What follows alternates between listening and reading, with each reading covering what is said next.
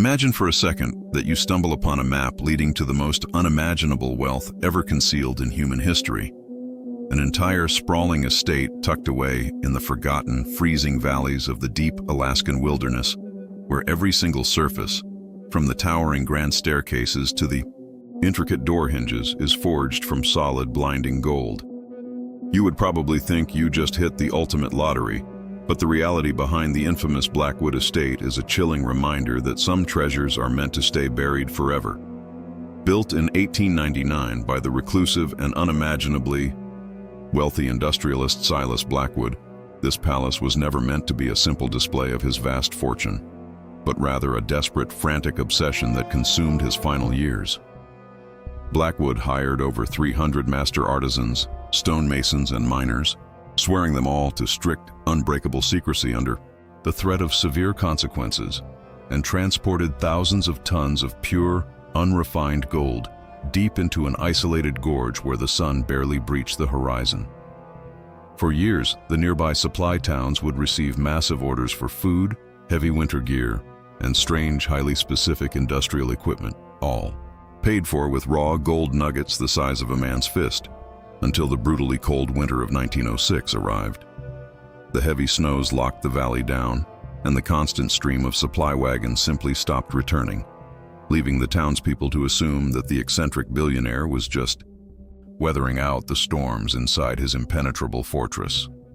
But as the months dragged on into the spring thaw and the silence from the gorge remained absolute,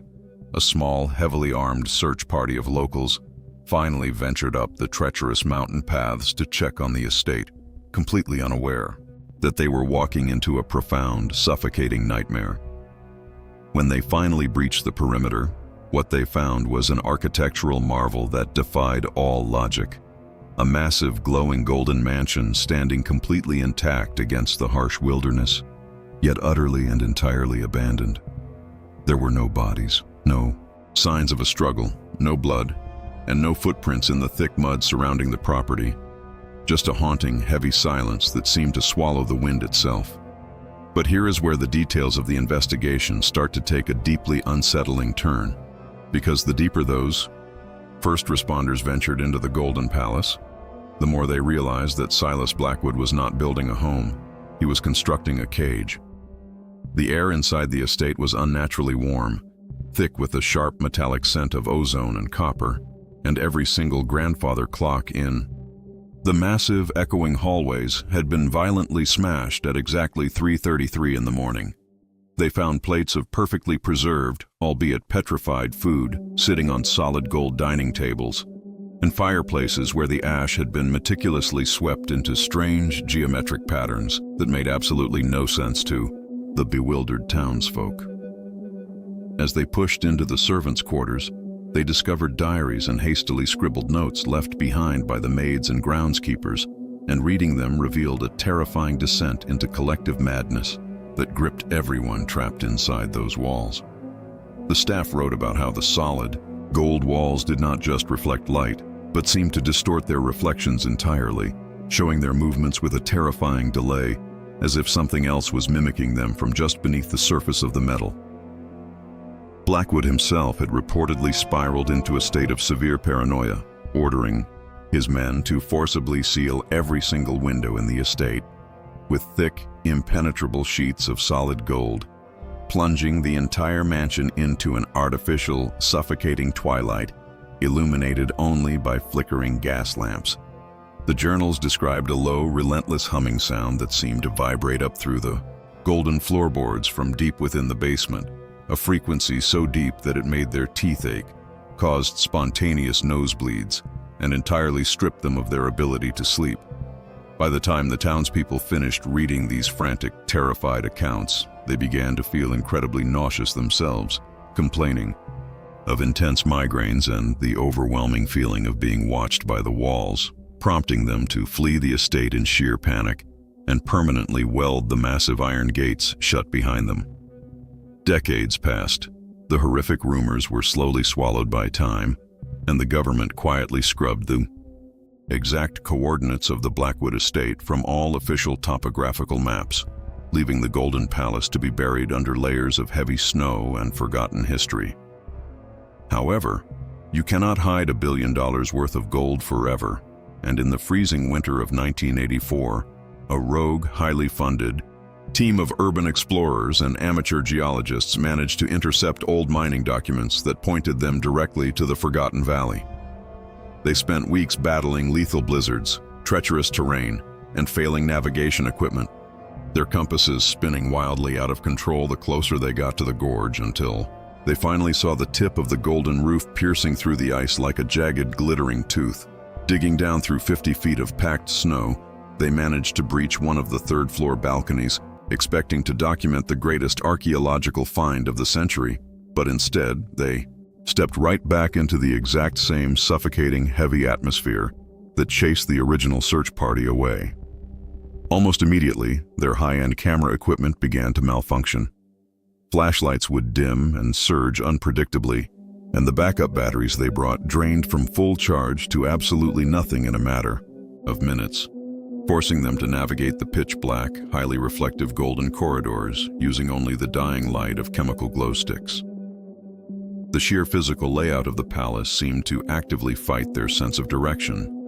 with hallways that their blueprints indicated should lead straight to the grand staircase abruptly ending in blank solid gold walls, while doors they had just walked through moments before were suddenly locked from the other side. As they pushed deeper into the labyrinth of the mansion, trying desperately to find the main vault before their light ran out entirely, that infamous low-frequency hum began to resonate through the soles of their boots, steadily growing from a barely noticeable vibration into a deafening, skull-rattling drone. The growing panic among the explorers reached a boiling point when one of the men casually wiped his sweating face and realized his nose was heavily bleeding, the dark blood starkly contrasting with the fine, glittering gold dust that had inexplicably coated their skin and clothing since the moment they stepped inside. And the strangest part of all this is what they finally discovered when they abandoned their search for treasure and desperately sought a way down to the basement levels, hoping to find an exit through the lower servant tunnels. As they descended the grand golden staircase, they noticed that the nature of the gold had completely changed. It was no longer beautifully crafted decorative panels, but rough, thick layers of melted gold that looked as though it had been frantically smeared across the walls by bare hands. The deeper they went, the more they found deep, jagged claw marks gouged into the solid gold surfaces, but these marks were not on the floor or the walls. Where a human would reach, they were deeply etched entirely across the 10-foot-high ceilings. They eventually stumbled into Silas Blackwood's personal study, the absolute epicenter of the mansion. And sitting squarely in the middle of the room was not a vault meant to keep thieves out, but a massive, incredibly thick steel room entirely plated in gold, and it was heavily bolted from the inside. Using a small, shaped explosive charge they had brought for clearing ice, the terrified explorers blew the heavy hinges off the vault door, only to find that it did not contain piles of wealth, stock certificates, or even the remains of Silas Blackwood himself. Instead, the center of the vault floor had been broken open, revealing a massive, perfectly circular sinkhole plunging straight down into the pitch-black bedrock of the mountain, emitting a freezing wind that carried the overwhelming stench of ancient decay and raw ozone. It suddenly became horrifyingly clear to the team that the Golden Palace was never a display of unimaginable wealth. It was a gigantic, desperately constructed plug, because Silas had dug too deep during his initial mining operations and uncovered something deep within the earth that emitted a mind-shattering frequency. Gold, being an incredibly dense heavy metal, was the only material capable of dampening the signal, so he built a $1 billion Faraday cage to seal the horror away, ultimately locking himself and his entire staff inside to ensure the thing never breached the surface. But the trap had clearly failed, and whatever was down there had pulled every living soul down into the dark. You might think this sounds like an elaborate ghost story or a myth exaggerated over a campfire, but the aftermath of that 1984 expedition is heavily documented in heavily redacted, leaked medical and military files that paint a truly grim picture. As the explorers stared down into that bottomless, humming abyss, the frequency spiked so violently that it shattered their remaining glow sticks, and the lead geologist, without saying a single word, or showing any sign of hesitation, simply stepped forward and plummeted into the hole.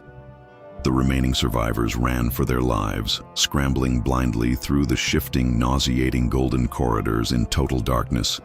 driven purely by adrenaline and the horrifying sensation that wet, heavy footsteps were closely following them, up from the basement levels. Only one man actually made it out to the snowy surface, found wandering miles away from the gorge 3 weeks later, completely delirious, severely frostbitten, and his corneas heavily burned as if he had stared directly into a blinding light for days. The government moved incredibly fast following his rescue,